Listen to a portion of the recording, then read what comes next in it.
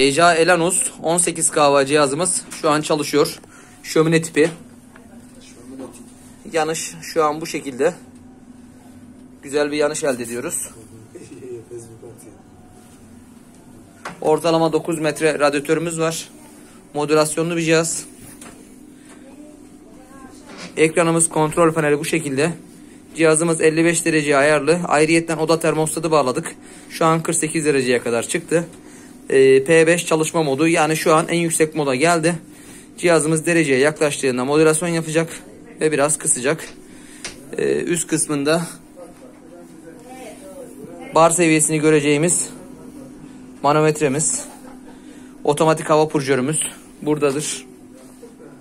Abimiz de kahvemizi getirdi, Allah razı olsun.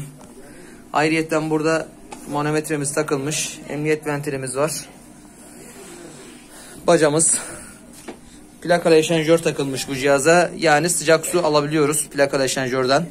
Şömine tip, evin içine kurulabilen ECA'nın 18 kW peletli kazanı.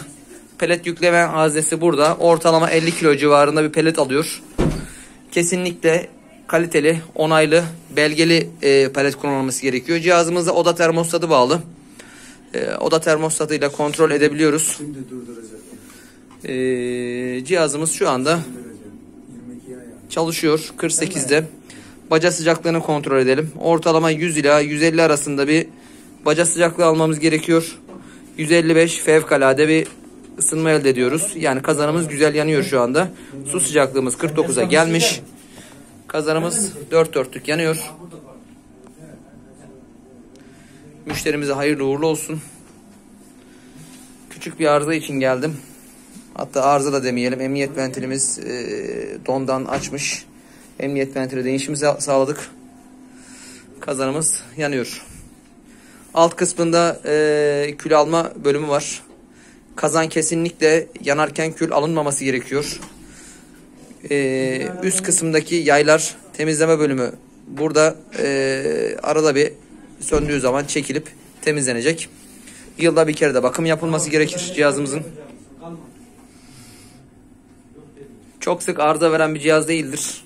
Palet kaliteli olduktan sonra bu cihaz kolay kolay arıza vermiyor. Suyu bitmedikten sonra, paleti iyi olduktan sonra kolay kolay arıza vermez.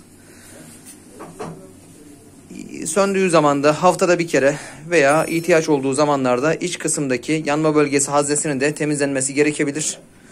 Arada bir orayı temizleyebiliriz. Kazanımız bu şekilde. Şu an termostat yaptı cihazımız.